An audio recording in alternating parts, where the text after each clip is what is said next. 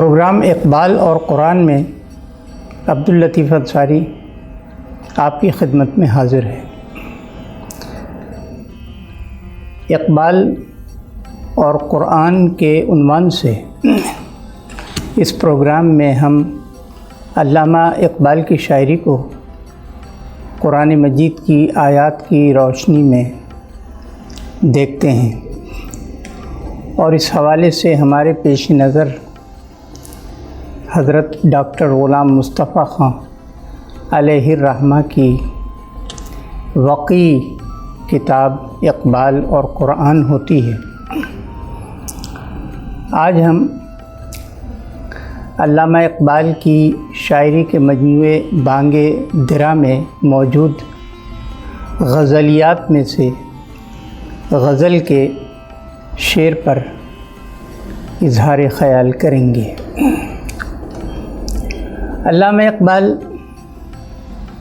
اپنی ایک غزل میں فرماتے ہیں، پھلا پھولا رہے یا رب چمن میری امیدوں کا، جگر کا خون دے دے کر یہ بوٹے میں نے پالے ہیں۔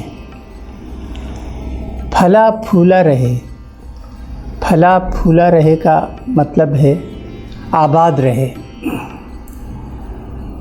مسلسل قائم رہے، پھلا پھولا رہے یا رب چمن میری امیدوں کا۔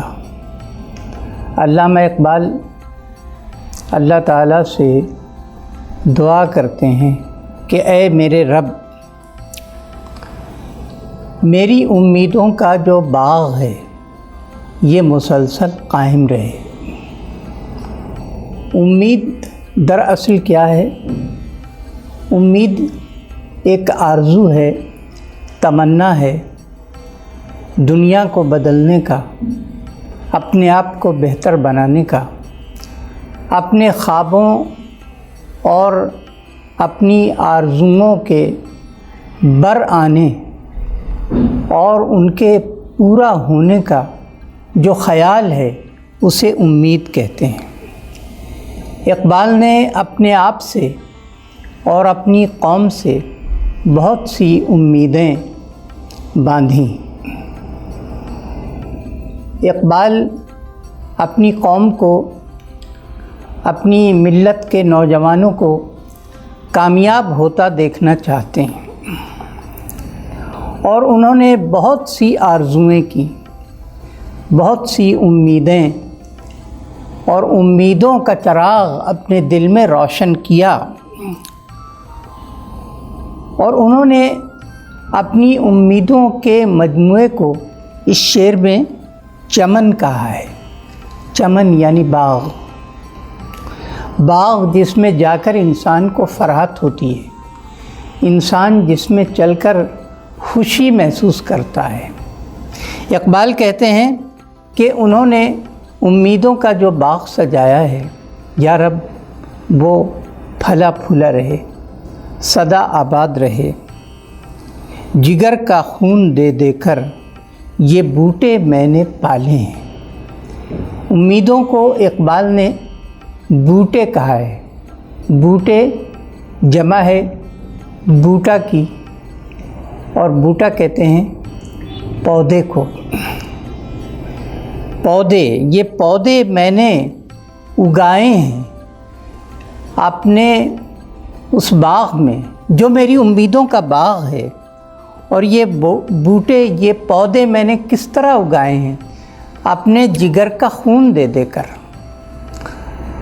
بڑی محنت کے ساتھ، اپنے آپ کو جلا کر، اپنے آپ کو اس میں کھپا کر میں نے امیدوں کا یہ باغ بنایا ہے۔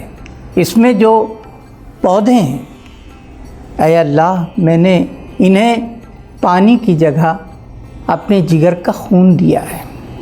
یا رب یہ امیدیں ہمیشہ قائم رہیں۔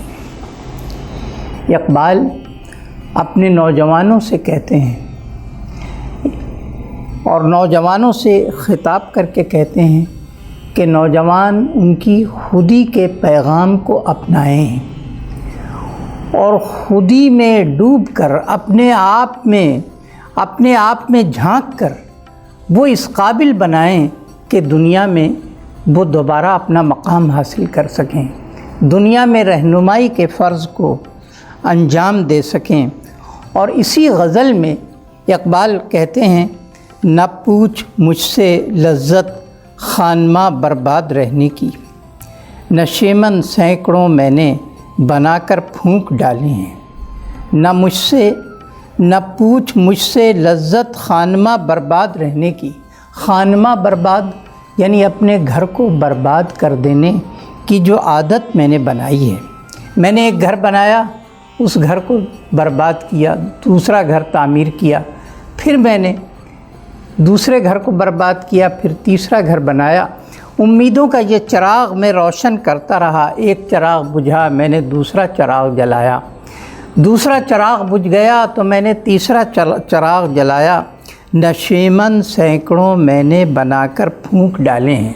میں نے دیکھا کہ جب میری ایک کوشش کامیاب نہیں ہوئی تو میں نے دوسری کوشش کی، دوسری کوشش کامیاب نہ ہوئی تو میں نے تیسری کوشش کی۔ اقبال نے جہاں شاعری کے میدان میں کمال حاصل کیا، وہیں وہ فلسفے کے میدان میں بھی آگے بڑھتے رہے۔ فلسفے کے ساتھ ساتھ انہوں نے سیاست کے میدان کو بھی اپنی کوششوں کا محور بنایا۔ انہوں نے قوم کی رہنمائی بھی کی، شاعری کے ذریعے سے انہوں نے قوم کے نوجوانوں کو پیغام دیا، امید کا پیغام دیا، اپنے آپ کو بدلنے کا پیغام دیا، دنیا میں چھا جانے کا پیغام دیا، اور اس دنیا میں قابلیت اور صلاحیت حاصل کرنے کا پیغام دیا۔ اقبال اس کے لیے لاکھوں جتن کرتے رہے۔ اقبال کہتے ہیں کہ نشیمن سینکڑوں، نشیمن کا معنی ہوتا ہے گھر یا گھونسلہ، نشیمن سینکڑوں میں نے بنا کر پھونک ڈالے ہیں۔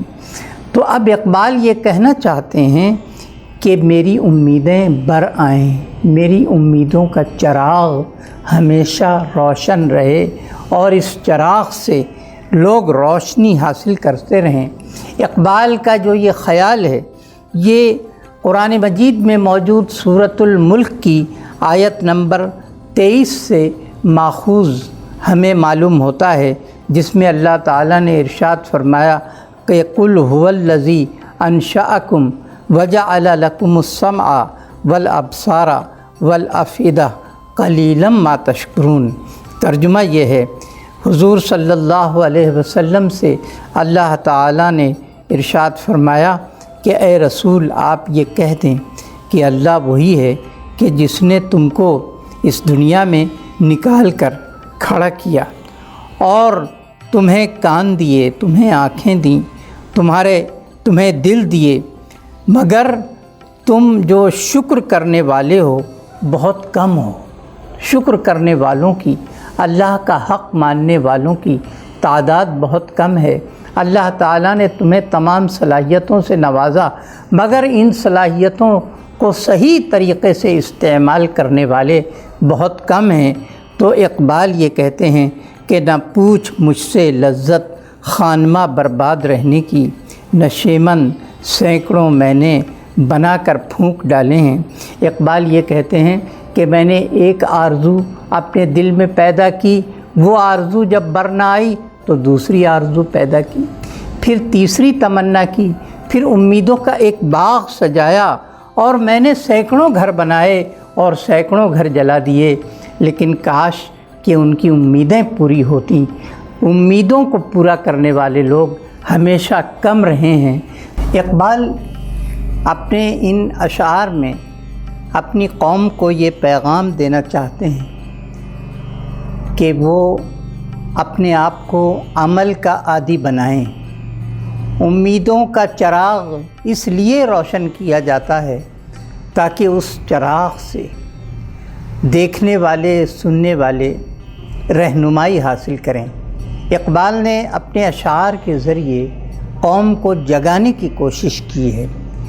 تو اب قوم کا یہ فرض ہے کہ اقبال کے اس پیغام کو اپنی زندگی کا حصہ بنائے اور اس دنیا میں وہ مقام حاصل کرے جو اقبال چاہتے تھے اور اقبال کی چاہت یہ تھی کہ ان کی قوم، ان کا پیغام اس دنیا میں ایک مرتبہ پھر سربلند ہو جائے۔ اللہ تعالی ہمیں اس پیغام پر عمل کرنے کی توفیق عطا فرمائے۔